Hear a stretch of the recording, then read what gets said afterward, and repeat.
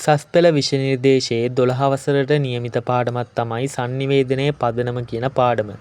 මේ පාඩමෙන් උසස් පෙළ විභාගයේ ගත්තාම MCQ ප්‍රශ්න 4ක් 5කුත් ඒ වගේම ලියන සම්පූර්ණම ලකුණු 40ක ප්‍රශ්නයකුත් හැම අවුරුද්දකම වගේ හැදිලා තියෙනවා. එතකොට අනිවාර්යයෙන්ම උසස් පෙළ විභාගයේදී අහන පාඩමක් විදිහට මේ sannivedanaya පදනම කියන පාඩම අපට පුතේ ගොඩක් වැදගත් වෙනවා.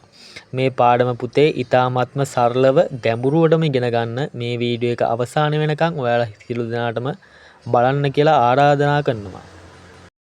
sannivedanaya කියලා කියන්නේ පුතේ සරලව තමන් සමග හෝ වෙනත් පාර්ශවයක් සමග තොරතුරු හෝ මාරුවට කියනවා අපි sannivedanaya කියලා. පුතේ මේ sannivedanaya කියන එකේ පුතූල අර්ථය වන්නේ දැනගත් දේ දැනගැනීමට සැලැස්වීමයි. දෙමළ භාෂාවෙන් අපි එකට තොඩර් පාඩල් කියලත් කියනවා. පුතේ මේ sannivedanaya සිදුවන ආකාරය අනුව ඒක පුතේ කොටස් දෙකකින් අපිට හඳුනා ගන්න පුළුවන්. පළවෙනි එක තමයි මුහුණට මුහුණලා සිදු කරන sannivedanayට අපි කියනවා අභිමුඛ sannivedanaya කියලා. එහෙමත් නැත්නම් පුතේ මුහුණට මුහුණ දෙන්නේ හමු වෙන්නේ නැතුව අපි කියමු WhatsApp එකෙන් chat කරනවා නැත්නම් කෝල් එකක් ගන්නවා. ඔය මොකක් හරි ක්‍රමයකින් පුතේ සිදුවන sannivedanayට කියනවා අපි අනභිමුඛ sannivedanaya කියලා. මම මේ ටියුට් එක හදද්දී ඔයාලට ලේසි වෙන විදිහට ප්‍රශ්න දදා තමයි හදලා තියෙන්නේ. දැන් ගත්තොත් අපි පළවෙනි ප්‍රශ්නේ අහලා තියෙනවා sannivedanaya ස්වභාවයේ කරුණු 4ක් ඔස්සේ පැහැදිලි කරන්න කියලා. එතකොට මේකට අපිට ලියන්න ඕනි විභාගයට අහන ප්‍රශ්නයක් කියලා හිතන්නකො මේක. එතකොට අපි මේකට ලියන්න ඕනේ sannivedanaya ස්වභාවය නැත්නම් sannivedanaya කියලා කියන්නේ මොකද්ද කියලා පැහැදිලි වෙන විදිහට කරුණු 4ක් ඔස්සේ. ඒකෙදි මං අරන් තියනවා පළවෙනි කරුණ විදිහට sannivedanaya අරමුණු සහගතයි. ඒ කියන්නේ මොකද්ද? අපි පුතේ මොකක් හරි sannivedanayak දැන් පුතේ උදාහරණයක් වශයෙන් ගන්නකො මම මේ ඔයාලත් එක්ක sannivedanaya දෙන්නේ උසස් පෙළ විෂය නිර්දේශයේ 12 වසරට නියමිත දෙවෙනි පාඩම වෙච්ච sannivedanaya පදනම කියන පාඩම ඔයාලට තේරුම් කරලා දෙන එක තමයි මගේ අරමුණ. ඒ විදිහට අපි sannivedanaya යෙදෙන්නේ යම්කිසි අරමුණක් ඉටු කර ගැනීමට. ඒක පුතේ අපිට වාණිජ්‍ය වෙන්න පුළුවන්, වාණිජ්‍ය නොවන වෙන්න පුළුවන්. ඒ මොනවා හරි අරමුණකින් වෙන්න පුළුවන් පුතේ. තමන් සමග හෝ වෙනත් පුද්ගලයන් සමග අදහස් හෝ තොරතුරු හෝ මාරුව සරලව sannivedanaya ලෙස හඳුන්වනු ලබයි. මෙම sannivedanaya ස්වභාවයකට කල එය අරමුණු සහගත වේ. අප කුමන හෝ අවස්ථාවක sannivedanaya දෙන්නේ කුමක් හෝ අරමුණක් පෙරදැරිවයි. එම අරමුණ අන් අය පෙළඹවීම හෝ අන් අය ආකර්ෂණය කර ගැනීම හෝ සබඳතා ගොඩනගා ගැනීම යන ආදී අරමුණු වලින් පරිපූර්ණ විය හැකිය. sannivedakaya හා ග්‍රාහකයා අතර මෙම අරමුණ පිළිබඳව අවබෝධය ඇතිනම් sannivedana ක්‍රියාවලිය සාර්ථකව සිදු කර ගැනීමට පුළුවන්. එතකොට මේකෙදි මේ sannivedanaya අරමුණු සහගතයි කියන එකේ සම්පූර්ණයෙන්ම ඔයාලට තේරුම් ගන්න පුළුවන් විදිහට විභාගයේදී මේ ප්‍රශ්නේ ලකුණු 4ක ප්‍රශ්නයක් විදිහට ඇහුවොත් ලියන විදිහ මම ඔයාලට මේ PDF එකේ දාලා තියෙනවා. එතකොට ඔයාලා මේ PDF එකම පාඩම් කරත් කිසි ප්‍රශ්නයක් නැහැ. ඔයාලට විභාගෙට ඕනි ඔක්කොම ලකුණු ප්‍රමාණය ගන්න පුළුවන්. sannivedanaya ස්වභාවයේ ඊළඟට පුතේ sannivedanaya සන්දර්භානුගතයි කියලා කියනවා. සන්දර්භය කියන්නේ පුතේ මොකක් හෝ වටපිටාවකට. අපි කියමුකෝ sannivedanaya සිදුවන වටපිටාවට අපි කියනවා sannivedanaya සන්දර්භානුගතයි කියලා. sannivedanaya සිදුවන ස්වභාවය අනුව ඒ සන්දර්භානුගත වේ. සන්දර්භය අනුවෙන් හඳුන්වනු ලබන්නේ sannivedanayeදී sannivedanaya සිදුවන වටපිටාවයි. අප කුමන හෝ අවස්ථාවකදී සිදු කරනු ලබන sannivedanaya සිදුවන්නේ කිසියම් සන්දර්භයක් තුලයි. sannivedana කාර්ය හා සන්දර්භය අතර මනා වූ සම්බන්ධතාවයක් පවතී. මෙම sannivedanaya සිදුවන වටපිටාව අනුව උක්ත සන්දර්භයේද ඒ අනුව වෙනස් වේ. උදාහරණයක් විදිහට අවමංගල්‍යයකදී සිදු කරනු ලබන sannivedanayak හා මංගල අවස්ථාවකදී සිදු කරනු ලබන sannivedanayak ඒ අනුව අවස්ථාව වෙනස් වේ. මම මේකෙදී සරල උදාහරණයක් දීලා තියෙනවා මොකද්ද මංගල අවස්ථාවක් හා අවමංගල්‍ය අවස්ථාවක්. මංගල අවස්ථාවකදී පුතේ අපි ඊ타මත්ම ප්‍රීතියෙන් ඉන්නවා. ඒ sannivedanaye තුල ඊ타මත්ම ප්‍රීතියෙන් hina වෙලා කතා කරනවා නේද? එක එක දේවල් අපි කරනවා. එක එක විචූර්ණ ඇඳුම් ඇඳන් ඉන්නවා. හැබැයි පුතේ අවමංගල්‍ය අවස්ථාවකදී අපි මොකද කරන්නේ? සුදුවට ඇඳගෙන ඇඬුවේ නැතත් පුතේ අඬලා වගේ නිකන් අපි පෙන්නනවා. පොඩ්ඩක් දුකකුත් පෙන්නනවා. අන්න ඒක පුතේ අධ්‍යයනය කරද්දී අපිට මේ sannivedanaye සන්දර්භානුගතයි කියන එක සරලව හඳුනා ගන්න පුළුවන්.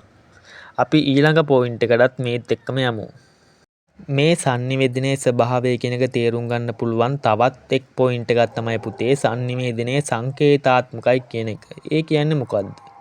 sannivedanaye ස්වභාවය අනුව sannivedanaye anu සංකේතාත්මක ක්‍රියාවලියකි. sannivedanayeදී හුවමාරු කරනු ලබන පණිවිඩය සැකසී ඇත්තේ සංඥා හා සංකේත භාවිතයෙන් වන අතර එම පණිවිඩය හෝ සංදේශය කියවා ගැනීමට අපට සංකේතාත්මක භාෂාව පිළිබඳ පුළුල් අවබෝධයක් තිබිය යුතුය. නිවැරදි අක්ෂර වින්‍යාසය හා නිවැරදි වාග් රටාවක් භාවිතා කිරීම මගින් මෙම sannivedanaye සංකේතාත්මක ස්වරූපය අපට අවබෝධ කර ගැනීමට හා එමගින් ලබා දෙන පණිවිඩය අපට කියවා අවබෝධ කර ගැනීමට හැකි වේ.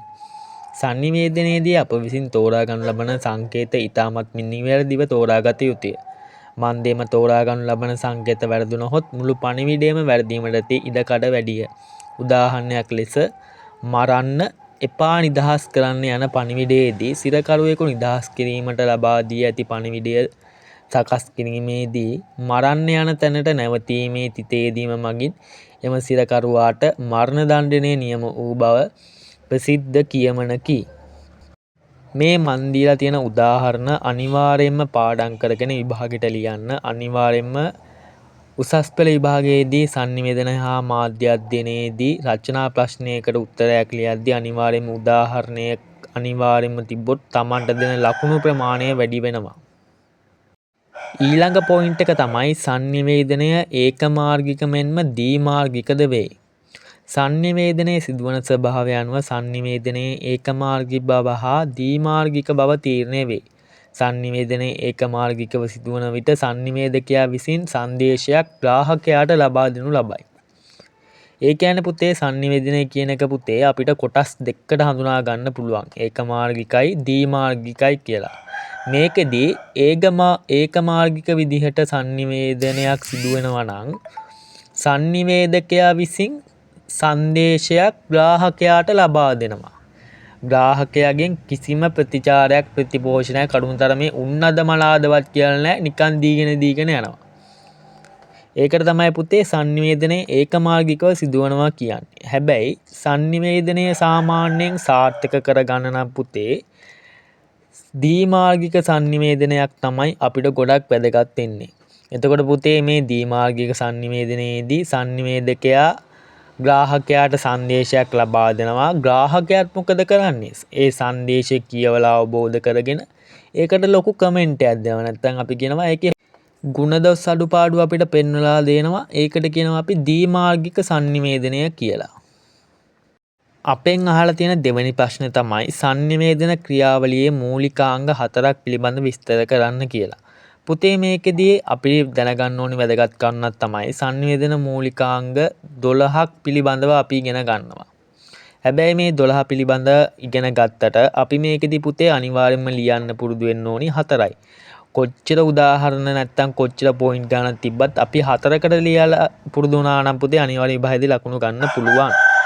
sannivedana මූලිකාංග ගැන කතා කරද්දී ගොඩක්ම වැදගත් වෙන මාතෘකාවක් තමයි මේ sannivedakaya කියන්නේ. sannivedakaya කියන්නේ Taman සමග හෝ වෙනත් පාර්ශ්වයක් සමග තොරතුරු අදහස් යනාදී හුවමාරු කරනු ලබන තැනැත්තා sannivedakaya කියලා හඳුන්වනවා. sannivedana ක්‍රියාවලියේ ඊ타මාත්ම වැදගත් භූමිකාව තමයි මේ sannivedakayaගේ භූමිකාව. එතකොට මේ sannivedakaya යම්කිසි සංදේශයක් සංඥා හා සංකේත භාවිතයෙන් නිර්මාණය කරන නිසා එයාට අපි කියනවා ආකේතකරය කියලා හඳුන්වනවා. ඕනිම කෙනෙක් මේ sannivedaka ක්‍රියාවලිය නැත්තම් sannivedakayaගේ භූමිකාව නිරූපණය කරන්න පුළුවන්.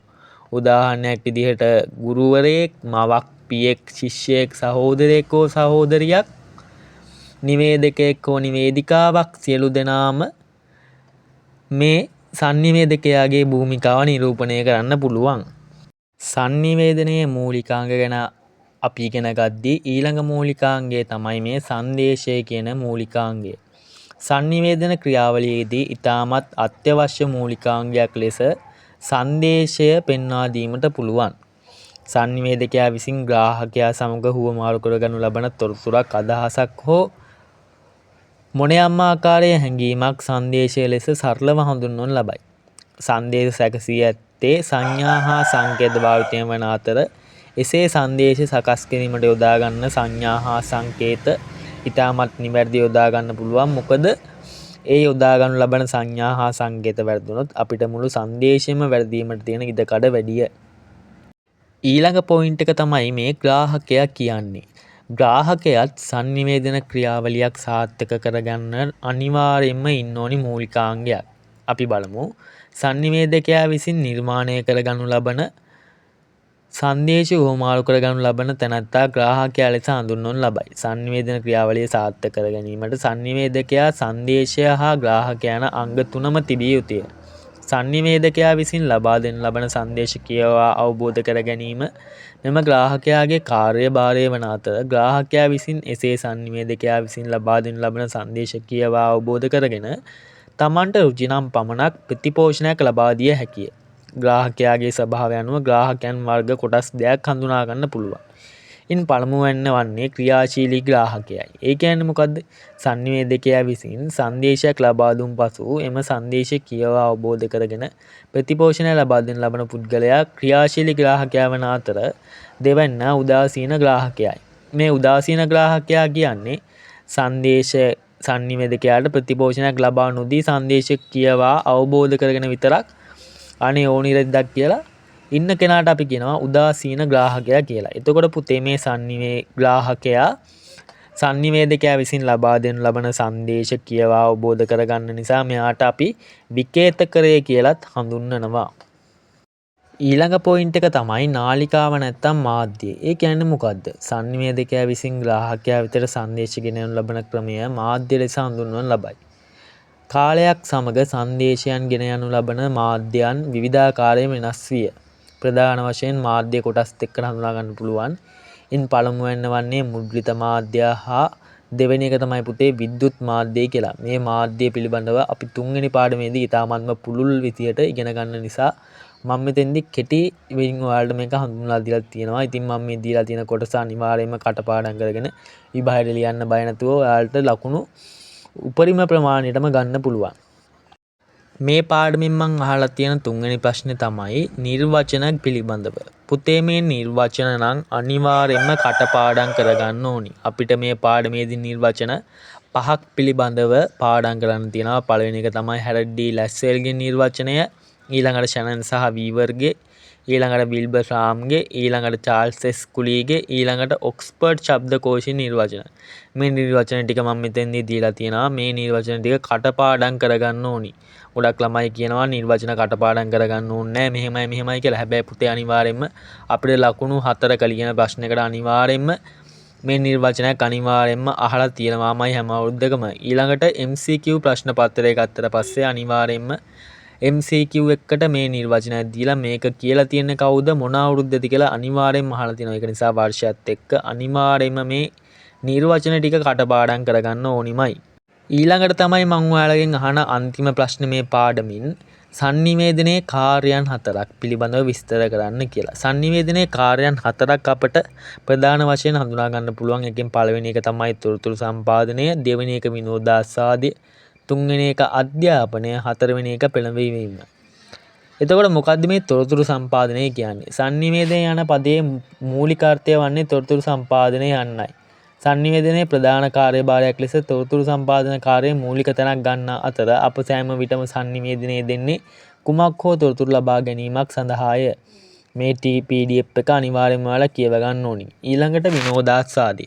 sannivedanaye යන්නේ මූලික කාර්යභාරය ලෙස විනෝදාස්වාදය සම්පාදනය කිරීම පෙන්වා දීමට පුළුවන්. වර්තමානයේ මිනිසුන් බොහෝ සෙයින් දැඩි මානසික ආතතියකින් පෙළඹෙන අතර එම මානසික ආතතිය සමනය කර ගැනීම සඳහා ඔවුන් ජනමාධ්‍ය නරඹන අතර ජනමාධ්‍ය මගින් ඔවුන්ගේ මානසික ආතතිය නවත්වාලීම සඳහා විනෝදාත්මක වැඩසටහන් නිෂ්පාදනය කර ඇති අතර ජනතාවට රස විඳීමට ලබා දීම මගින් මේ විනෝදාස්වාදය කියන එක ලබා දෙනවලු. ඊළඟට අධ්‍යාපනයේ කාර්යය sannivedanaye ප්‍රධානතම කාර්යභාරයක් ලෙස හඳුනා ගැනීමට පුළුවන්. sannivedanayේදී අප හුවමාරු කරගනු ලබන තොරතුරු අදහස් අධ්‍යාපන කාර්යය මූලික වශයෙන් සිදු කරනවා. එතකොට මේ උදාහරණයක් වශයෙන් ගන්න පුළුවන් අපිට WhatsApp මාවිතයෙන් හෝ Zoom තාක්ෂණය ඔස්සේ අධ්‍යාපනය ලබා දීම, නැත්නම් මම ඔයාලට මේ YouTube Facebook කරා අධ්‍යාපනය ලබා දීමත් මේ අධ්‍යාපන කාර්යය කියන එකට ගන්න පුළුවන්. ඊළඟ එක තමයි පෙළඹවීම කියන්නේ. පෙළඹවීම කියන එක අපිට sannivedanayේ වාණිජ්‍යමය අරමුණක්. එතකොට පෙළඹවීම කියන්නේ යම්කිසි සංදේශයක් මගින් යම්කිසි කෙනෙක් හිතන පතන ආකාරය හෝ හැසීම් රටාවේ වෙනසක් කිරීමට සමත් නම් ඒ පෙළඹවීම ලෙස හඳුන්වනවා. වර්තමානයේ වන විට බොහෝ ජනමාධ්‍ය මගින් මෙම පෙළඹවීමේ කාර්යය ඉතාමත් විනෝදාත්මක ලෙස සිදු කරනු ලබයි. මේක පුතේ ගොඩක් වෙන්නේ වෙළඳ දැන්වීම හරහා තමයි මේක සිද්ධ වෙන්නේ. උදාහරණයක් වශයෙන් ඔයාලට ලියන්න පුළුවන්. සන්ලයිට් නම් රෙදි හොදන සබන් කැටි. ඊළඟට EGB නැතුව කොත්තු එපා. ඊළඟට යවුවනේ පොපියන චමත්කාරය මොකද්ද? Cream soda. ඔය වගේ ඇඩ්වර්ටයිස්මන්ට් ගොඩක් අපිට මේකට ලියන්න පුළුවන්. ඉතින් ඔය විදිහට මම දෙවෙනි පාඩම sannivedanaya පදනම කියන පාඩම ඉතාමත්ම සරලව ගැඹුරුවටම ඔයාලට උගන්වලා තියෙනවා. ඉතින් අපිත් එක්ක මේ විදිහටම දිගටම අපිත් එක්ක මීඩියා ගොඩ දාගන්න කැමති නම් 074 01 36 638ට WhatsApp message එකක් දාන්න කියලාත් ඔයාලගෙන් ආදරයෙන් මතක් කරනවා. ඒ වගේම පුතේ අපි දාලා තියෙන description එකේ දාලා තියෙන WhatsApp group එකට අනිවාර්යයෙන්ම join වෙලා ඔයාලට අපේ පන්ති වලට මුලින් ඉඳන්ම සම්බන්ධ වෙන්න පුළුවන්. ඉතින් සියලු දෙනාටම ජය වේවා. හොඳින් පාඩම් කරන්න. අනිවාර්යයෙන්ම ලොකු ගේමක් ගහන්න පුළුවන් පාඩමක් තමයි මේ මීඩියා කියන්නේ. මීඩියා වලට අනිවාර්යෙන් ඒකක් දාගෙන කැම්පස් එකට ගිහිල්ලා ආදරණීය අම්මලා තාත්තලාගේ හීන අපි ලස්සනට පාඩම් කරමු. එකතු වෙන්න අපිත් එක්ක. ජය වේවා. ගිහිල්ලා ඉන්න. අලුත් වීඩියෝ එකකින් ආයෙත් හම්බෙමු.